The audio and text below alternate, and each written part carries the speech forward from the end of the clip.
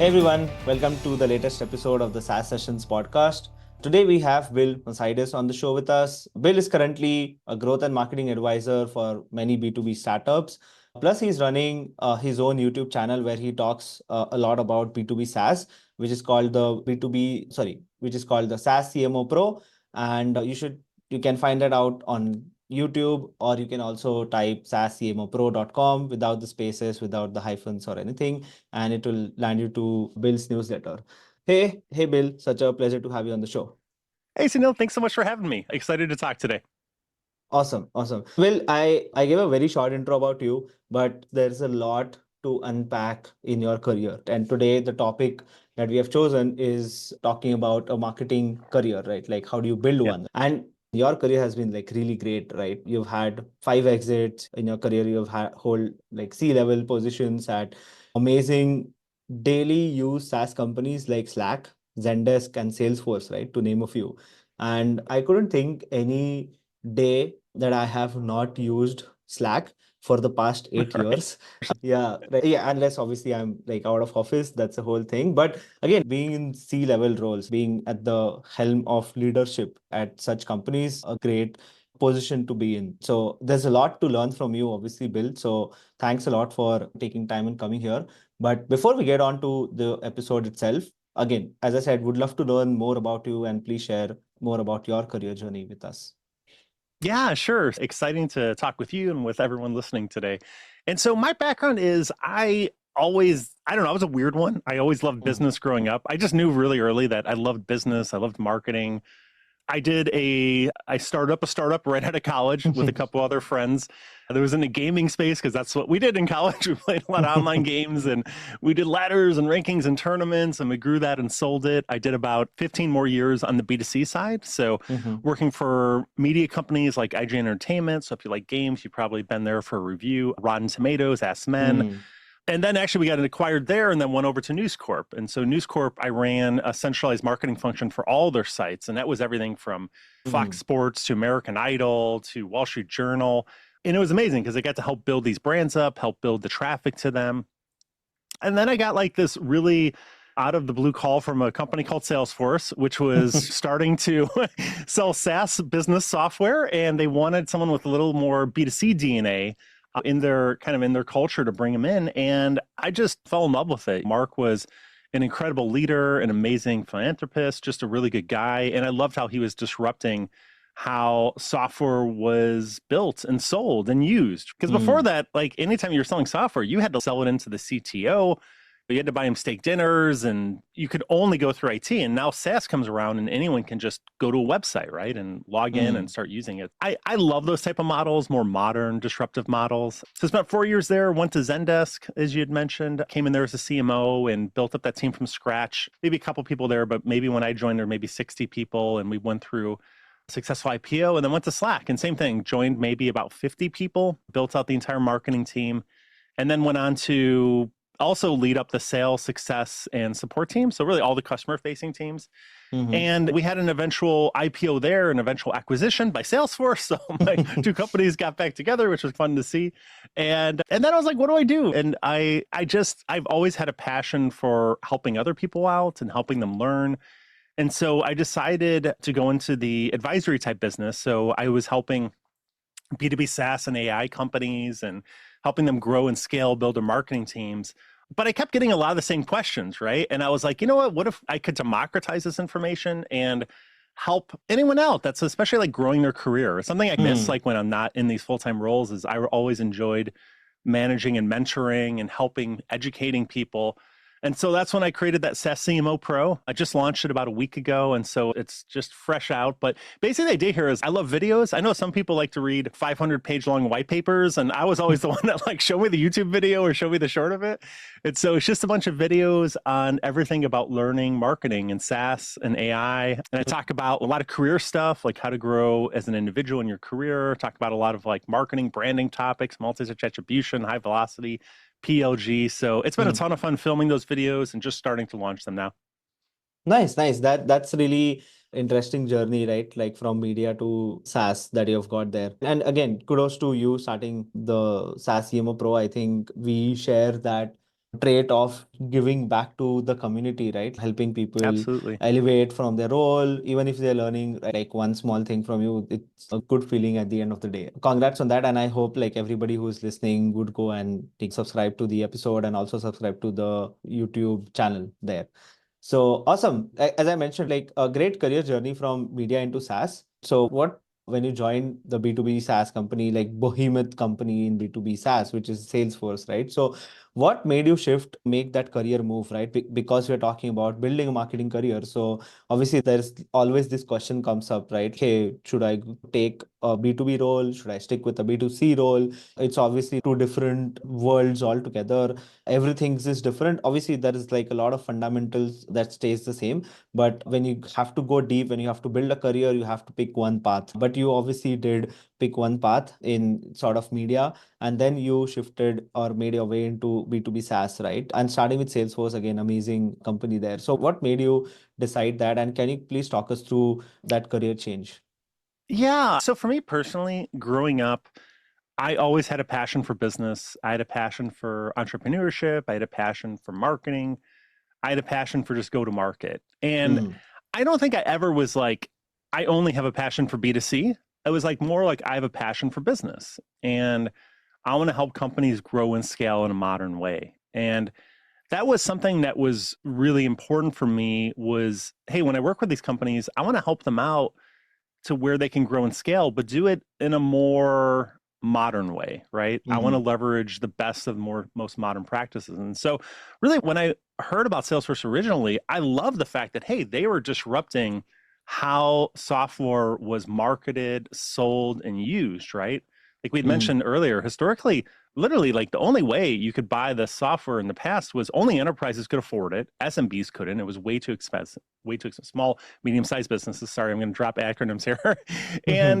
and and this allowed a way for a small business to just go to a website and use it like Amazon. That's where Mark got originally inspired by. It was like, why do I just go to Amazon and be able to buy something? But for all the software, you have to literally buy CDs and install it on their own servers. And it's this massive laborious process, right? So I was always attracted to companies that were disrupting things, doing it in a more modern way, doing it in a more customer centric way. And so for me, that was a natural extension. But even when I went to the B2B side, though, it was interesting because Salesforce was super modern in a lot of ways, but in a lot of Mm, ways too, the other B2B companies were very dated, right? Like even some of the marketing tactics they used, they weren't using anything that I had learned on the B2C side.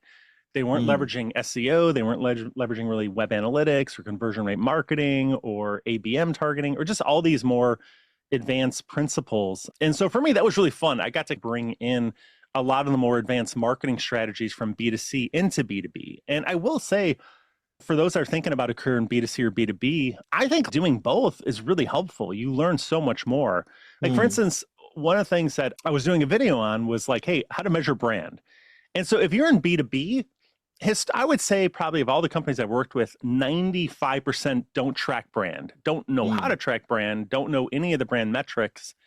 Just because B2B historically is all about leads. How many leads do you produce and how many leads do you hand over to your sales team? And that's just mm, how it was done 30 years ago.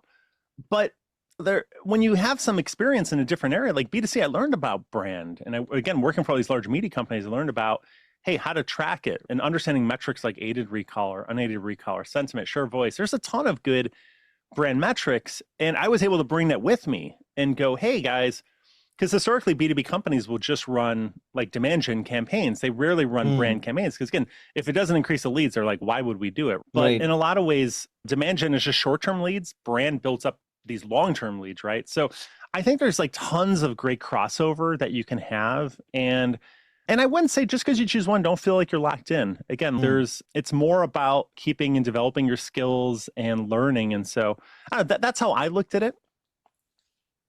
Oh, nice, nice. And I think like looking at brand and taking that as the centerpiece for you, right? Like you learned that in the media world. And then joining like Salesforce, obviously, I think they were like very brand heavy, I think, right from the start, investing on building that kind of an image in everybody's mind that when you think of a CRM, you have to think Salesforce, right? Like even the ticker that they got IPO'd on is also a CRM, right? That's how much branding means, and that's how much in depth that you have to think, right? So I feel like you played a really strong trait from your side where you were belonging to the world where you knew how to measure branding, how do you scale it, how do you implement that aspect.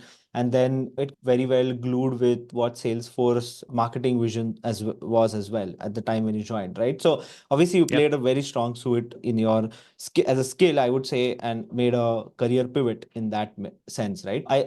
That considering that as a like a key pivot in your career, can you talk us like what maybe if there are any other career pivots that you have done, this one, and B, like how can somebody figure out like what's that skill that they possess? Maybe they don't, maybe they are aware of it, maybe they're not, but and find that company or find that industry or find that vertical where they can go and apply it. Just like how you did with respect to branding and your experience in media, and then joining a company like Salesforce where branding was like super valued and a key part of their strategic alignment. Yeah. So for me, I think one of the most important things is don't fear a pivot. Hmm. Pivots are good. Sometimes pivots are really good, right?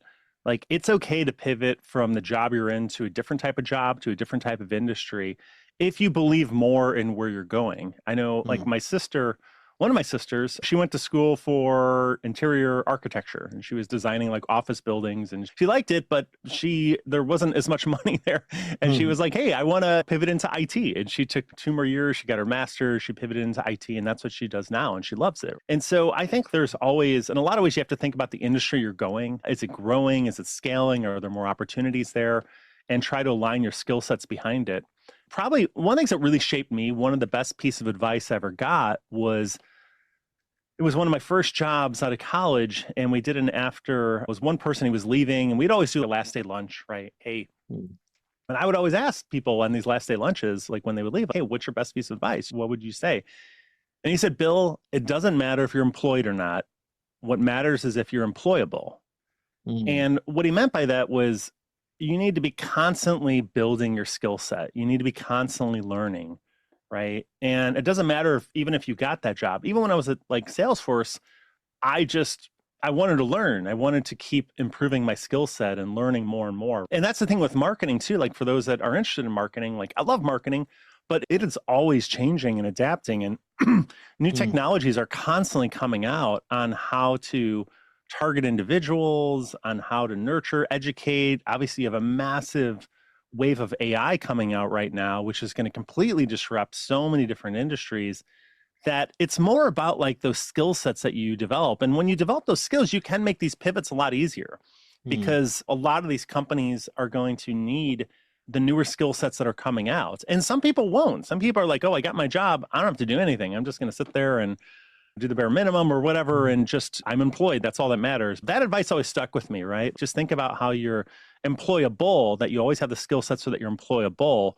And that way Hmm. too, because God, we've all been in jobs that like I want to believe that it's just this blissful nirvana where everyone is happy and everyone loves their Hmm. job. But I know at some point we all get in jobs that we just don't like for whatever reason. And if you don't have the skills, a lot of times you can get trapped there. But if you have the skills and you're employable, you can always move to something else. So I found that Hmm. really liberating. Nice. That's really interesting. And can you mention any other like key decisions that you have taken in your careers and that has helped you shape it in a very nicer manner?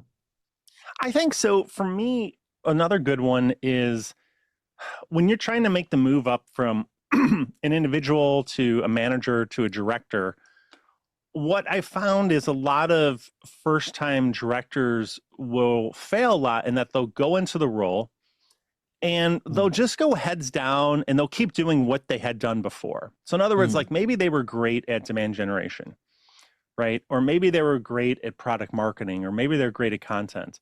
And when they Hmm. get promoted up into that really first, like higher level leadership role, they will just go and all day they will make content or do PPC ads or do whatever, because that's what they've known. And when Hmm. you're an individual contributor or an IC, that's what you focus on. Hmm. But what I found is like when you move up to director, like you really have to start thinking about a completely different set of daily activities. Some of them are doing what you had done, but I would say 30-40% of your day should be spent on identifying who are all these different stakeholders that you're servicing internally, right? So who are your sales counterparts, your marketing counterparts, your finance counterparts, the C-suite, the board, right? How are you educating them about what your team is doing? How are you building support for what your team is doing? A lot of things I've done, like these big projects. So into the Salesforce, I had led the initiative to put in marketing automation, which at the time we actually didn't have. And that was a hard one to get through, right? We were spending a good amount of money to do it. We had to change a lot of hearts and minds. We had to show people what marketing automation was, the importance of it, how to implement it. We had to tactically implement it, but we had to build support for it. And you'll find in marketing, a lot of times these initiatives you want to do, especially as you get up to the director level, they need a lot of resources. You need to hire new people. You need program spend. You need to sometimes get development resources to help implement it. And a lot of your time needs to be spent on evangelizing, educating these stakeholders, and really representing your team. And it's funny, like I literally just did a video on this. So this one's live. If you go to the YouTube SaaS CMO Pro channel, it's first time mistake directors of marketing make. But I talk about that, right? All these different things. And a lot of times what will happen too is I've seen directors of marketing that are fantastic, really know their stuff, but they spend no time identifying those stakeholders, building relationships with those stakeholders, telling those stakeholders what are happening. And the perception within the organization is like, oh, this person doesn't know what they're doing. They're terrible, right? And a lot of times their career ends, right? It's very sad and sometimes scary, but that happens. So I would just say that's a really important thing that I've learned over the years is that when you start managing people, like you are responsible for them, the perception of them, right? And you need to educate all these other folks on what they're doing. Because here's the thing too, I love marketing, right? If you're listening to this, watching this, you probably love marketing too, love business. But here's the thing, everyone in the company is a marketing expert. Everyone that watches a TV ad thinks, oh, I know how to do advertising. Anyone that's bought something in a grocery store, I know how to do pricing and packaging, right? So you have a lot of strong opinions in the room, in the company, for what marketing should and shouldn't be doing. And you have to really manage those perceptions. You have to educate these other stakeholders on what marketing is, what are the right metrics, right? Like even the brand stuff, right? Like other people are like, oh, you're just wasting money. You just spent all this money on brand campaign. Like you flush it down the toilet. It's a lot easier to go, actually, we've been tracking our aided recall for our company, our 5 competitors, and we see where we're going. We were actually lagging behind when we ran this brand campaign. We went up 7 points in aided recall. And here's the impact that has on pipeline and leads, right? A lot of that has to happen. And it's a natural instinct, I think, for ICs or individual contributors to just focus on what they've done, heads down, and not really do those communications, not really build those relationships, not really identify those stakeholders. So that would be another thing that I found is really important for those that want to make that leap from being an individual contributor to actually managing and leading these teams. That's a really important skill set to build up. Nice. Yeah. And I totally agree with the fact that you mentioned, right? Everybody has an opinion about marketing and they would just come and tell different teams, right? Hey, what's happening with the ad? And maybe you can do it differently and in marketing as well. If there is one specific function where I've seen like people give a lot more opinion than all the other functions compared, I think it's social media, right? Everybody like reads and engages with like different brands on social media, and then they're like, oh, we should do this and we should do they see how they have done and we can copy it and something like that. And one trick I used in previous of my one of my previous companies was whenever there like I created like a internal form when anybody has like any idea with respect to, let's say, social media particularly, just put it there. And then we'll say, okay, we'll consider this idea. We'll obviously didn't consider it. But then every quarter when we are visiting our strategy for the next quarter, we would just go and keep like 10% like of our budget and efforts and things for these new ideas that are picked from the team. And it's good to have those lying around because you're not creative 365 days, right? Like there are like ups and downs. And when you're down and you don't know what to do next in this quarter, you can always go back. I will always go back to the sheet and we'll skim through the ideas that different people like engineers, PMs, and everybody has put down. And then we just pick like a few of them and execute them in that quarter. It's just good to hear their opinion as well. And then obviously notify them like, hey, we took your feedback of sorts. Absolutely. And I think that's half of it too. It's just knowing people's perceptions about marketing, right? Or your function, right? If you're leading demand gen, you just got promoted, you're leading demand gen. What does everyone else think about it, right? What does finance think about how demand gen's been doing? What does sales think about how demand gen's been doing? What does the CEO think about how demand gen's been doing? And I remember a story where I was at Zendesk and I was CMO, and we were having a board meeting, and I had proactively reached out to a couple of the board members ahead of time, and just same thing, like, hey, how do you think marketing's doing, right? What do you wish we be doing? What shouldn't we be doing? And most of them were like, oh, doing great. And one of them was like, I really wish we had more customer stories, right? And I had to pull it out of him, but I could tell he's like, why don't you have more customer stories, Bill? And the cool thing was we had a project where we were actually building like 10 more customer stories out, and they were almost done. And I might not have even mentioned that in the board meeting because usually you'll do like a marketing section. Here's what's going on. But I had known that, like, hey, this was top of mind for him, and this was really important for him. And actually, good news, we had done it. So I was able to tell him, and also in the board meeting, hey, here's our process. Here's where we interviewed him. Here's the assets, the deliverables, the stories. Here's how we're leveraging them. But a lot of times you don't know. Like, if you just go heads down and you haven't identified these stakeholders, you haven't built relationships with them, you haven't just even asked them. And by the way, it's not that hard. Just go, hey, what do you think, Mark? I'm just curious. We want to improve. What do you think marketing's doing? What do you think we could improve? Just to understand what are they hung up on, right? And then you can slowly over time, you can start to educate them about, hey, here's what we're doing there. Or maybe it's something you don't think we should be doing, but you have at least that. And then you can start to educate them as to how to improve in those areas. I don't think, like you said, for every function in a company, if you're a back-end developer, I don't know if you have to do this, because not a lot of people going to a back-end developer, hey, I was looking at your code and I don't know why you're doing it that way. You should be doing it this way. But marketing it's so visible, right? Yeah. Like, all our assets are so visible. The website's so visible. Like you said, everything you do on social media is very visible. If you run an ad campaign, it's super visible. So you're just going to have a lot of strong opinions. And I really think it makes sense to manage those. Yeah. I think, like sales, I think marketers are also people built with thick skins, I would say. So get a thick skin too. That's a good way. Good advice. Yeah, just shifting gears, Bill, what were those like 3 things that you can share that really helped you climb the ladder and helped you become a better marketing leader? It's a great question. So maybe one for me is, and this is just my mindset, like, I've always thought there's opportunities out there. Think of like opportunities as like these floating bubbles, right? And there's these opportunities in your career all around you, right? And I've noticed there's 2 types of people, right? One type of person is they'll have all these bubbles floating around them and they will never move, right? They're just comfortable with what they're doing and at the level they're at, and I'm just going to keep doing that. And there's a risk to go after one of those bubbles, right? Like, it's risky, and sometimes you're putting yourself out of your comfort zone. But I think you have to go for it sometimes. You have to take those opportunities. I know for myself, I grew up in the Midwest.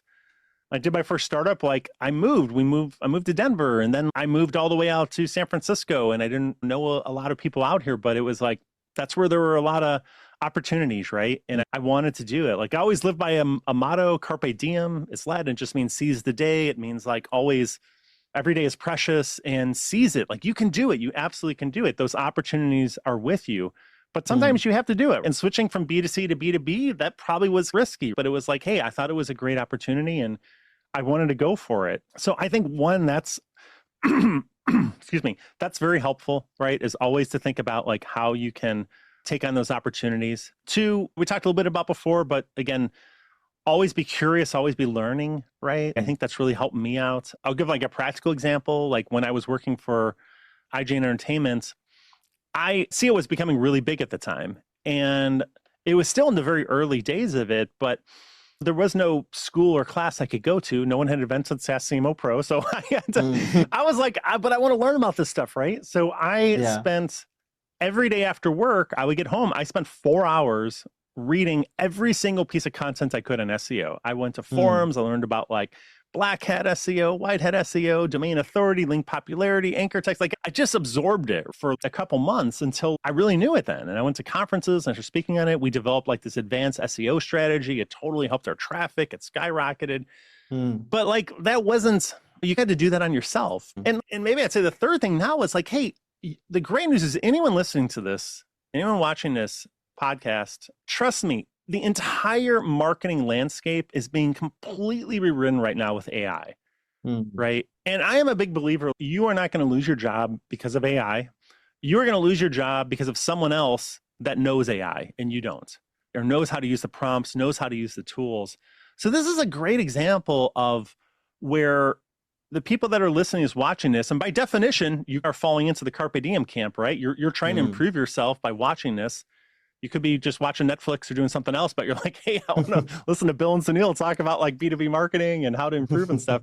But AI is completely rewriting everything. And so I would personally, I would dive into it. That's what I've been doing, right? What are the best tools? How do you use it? Practice using prompts, understand all the different players out there, whether it's Gemini, whether it's OpenAI, where's the industry going? Constantly read content on that, listen to podcasts, figure out like how you can, even if you have a marketing role, maybe you're just associate manager and you're just starting out, or associate analyst, whatever it is. But think about your day. Throughout your day, how could you use AI to simplify it, to improve it, to make it faster, even if you're under no pressure to do so right now, right? Because you're going to be in such a better position, because some people will avoid it. Oh, it's a new tech. I don't need to know it. I don't want to learn it. It's going to take time. And that person's going to, again, they're not going to be employable. They're going to be just employed. And maybe at some point they're unemployed, which is scary. But so I don't know, for me, that'd be my other big piece of advice, is just constantly be learning, have that hunger. And if you do that, you're going to be in a great position. Nice. That's really solid piece of advice, right? Like people can start right away. And I think this has been echoed many times in like different formats by like different people, and it's just easy to miss it. And the one thing that I think you mentioned, doesn't matter if you're employed or not. What matters is that if you are employable or not. And I think every quarter, every 6 months, or every whenever now and then, you have to keep yourself elevating to a newer level and always be learning. Like sales can do like always be closing, and marketers can do like always be learning. Always So be you learning. stay Yeah. yes, to stay ahead of the Well, curve. the other thing too is, if you, again, and everyone, look, I respect all paths, right? Some people want to stay in IC for their career. And it was interesting. I remember at Slack, we built out a career ladder, right? Where you could advance up through pay and through title as an individual contributor, or you could advance as a manager, right? Manager, people leader. I think we're more of an outlier there. A lot of companies, though, like the only way to move up is by managing people, manage more people. And so that's another thing, is like, when you're learning, you're going to, whatever you're doing right now, you're going to be great at, if you start off with demand gen, you'll learn it, demand gen really well. Or maybe you start off on the PR side, or maybe you start off on the content side or the marketing ops side.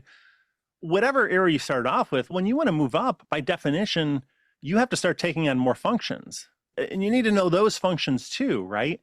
And so that's another one, is for those that want to eventually become a director, a VP, a CMO, you have to start learning about all these other marketing disciplines, right? And talking with people and understanding like what they did and what worked and what didn't work. You're going to be a much better marketer. People are going to be more comfortable promoting you if, you've shown interest in a lot of different areas and you know what you're talking about, versus someone that if all they know is one thing, right? And you need a leader that's going to take on 4 different functions. That's risky, right? At least from the decision maker's standpoint. It's really important, right? To learn to try to build that curiosity. And I get it, like when we're all going through school, we're forced to learn. And so a lot of people are like, I'm done. I don't have to do that anymore. But it's for those of you who think about your career, like that's really important. No, that's true. And yeah, before we go on to the lightning round, which is like the last section of the episode, I would love to know from your extensive experience, Bill, right? Where do you think people go wrong about their B2B SaaS marketing career, right? What are some of the things that they get wrong? I think in a lot of ways, you do have to develop a VC mindset. So what I mean by that is VC, venture capitalists. VCs spend their entire days, months, years obsessing over which company they should invest in, right? They're going to look at this company on their sales efficiency, their CAC payback. They're going to look at their growth. They're going to look at their product market fit. They're going to look at all these different lenses, right? They're going to spend a lot of time doing due diligence on this company? What are the leaders? What are they ranked on Glassdoor? What is 100 different things they're going to look at, right? Because they're spending their portfolio's money and they need to make sure, hey, this is a good investment.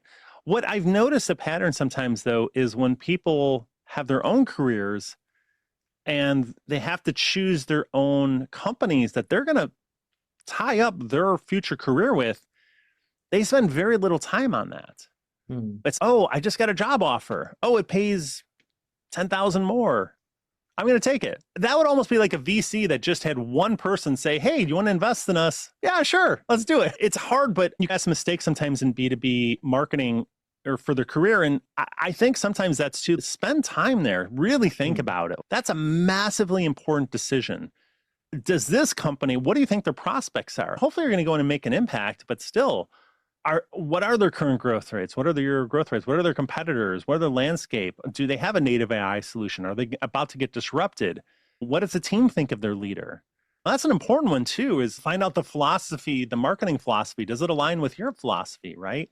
Like I'm very customer centric, and not all B2B SaaS and AI companies, the leaders feel that way, right? I think ultimately you want to do it because you get more word of mouth that way, you grow more efficiently. It's a great capital growth engine, but not everyone feels that way, right? I was very intentional. I joined Slack to make sure that everyone there, and Stuart was incredibly customer centric. I felt it was just a great alignment there. But you have to send cycles there. I always say when you're thinking about moving jobs, that is a full-time job, right? Exploring all the opportunities. Don't just take the first thing that pops up. Really look. Like before I joined Slack, I think I had 5 different job offers I was deciding between, but that took a ton of time. Every one of those I had to research, I had to talk to, I had to do a lot of due diligence on. And that's one of the most important decisions you make, is you're aligning yourself with another company, and you want to make sure that, you know, they align with your values, that you think that they're set up well, that you can help them out. So I would just say spend cycles on that. I know it's tempting because we're all busy and it's, oh, I just got this offer and great. But like really, like if you're going to look, same thing with getting married, right? You don't want just the first person you date. Oh, we're good. Let's go. Yeah, I'm going to spend the next 50 years with you, but I spent 5 minutes getting to know you and decided on it. You want to, these are really important decisions, and spend the appropriate amount of cycles on it. No, that's a good way to look at it as well. I think it's a good perspective that people can think and just thoughtfully decide on is this like a good step for me at this moment with this company. Is as you said, it's as a VC, like if you'd be a VC, would you take a bet on this, right? Would you put your money in this company, right? Because you're obviously putting your time there, right? So would you put your money as well? That's one way to think as well.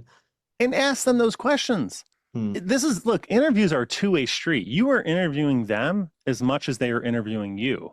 Yeah. You're about to make one of the most important decisions of your life. You're going to align your career to that company. Ask them about it. Hey, what are your growth projections? I've been reading about this competitor that's in your space. How are you going to address that? How are you guys thinking about AI? How are you going to leverage that? Are you thinking about going international? Like, I'm a little worried about it. And in a weird way, like sometimes I've done this too, where the interview dynamic then all of a sudden shifts, and they're trying to sell you now. They're like, well, actually, we're doing really well. We're growing here, and you're like an elusive prospect now, and they want to bring you in. So it's important. That's a really important decision. And I found just too many people with their B2B careers, or just careers in general, right? We just don't spend the time. And I get why. We're busy, we're tired.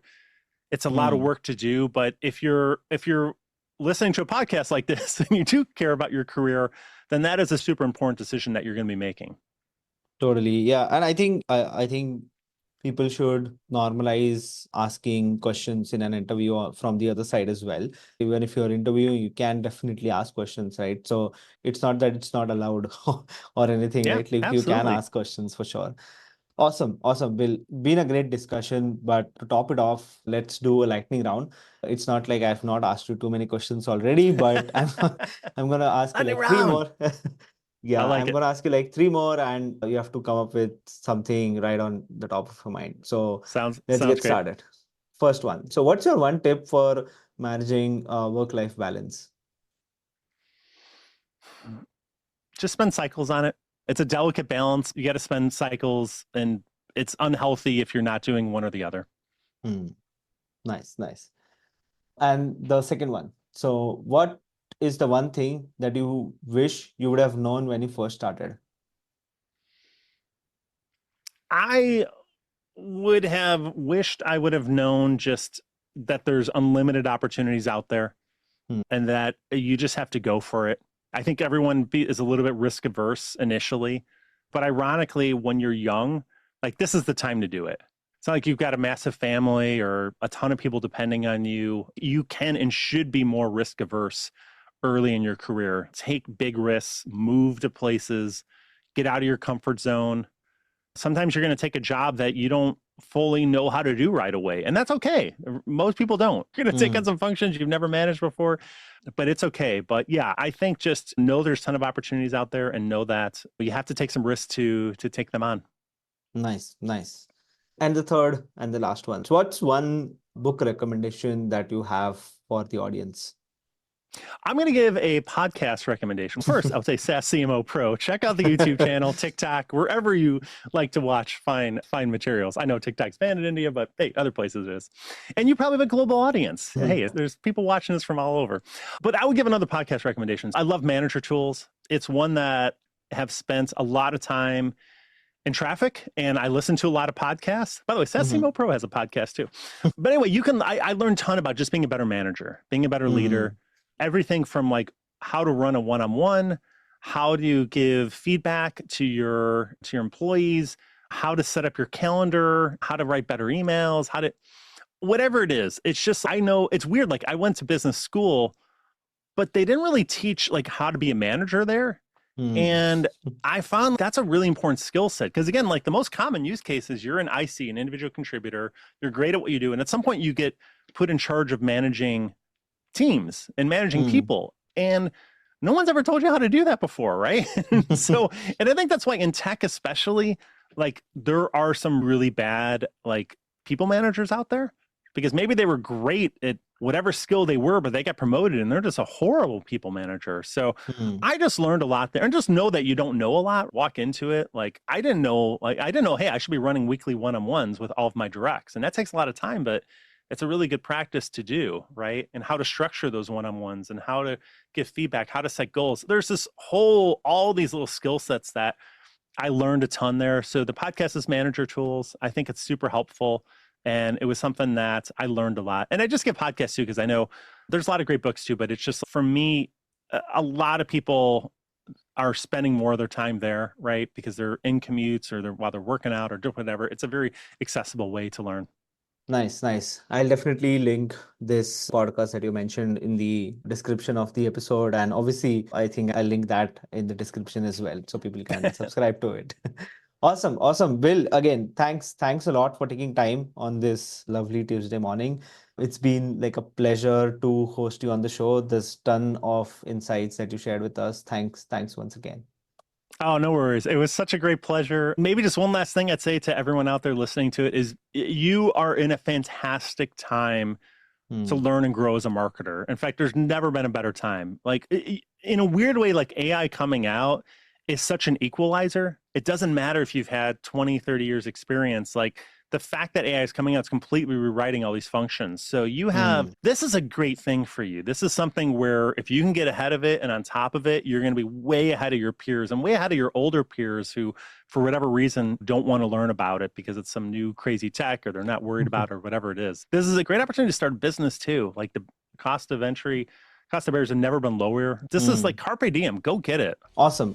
Thanks, Bill. All right. Thanks so much.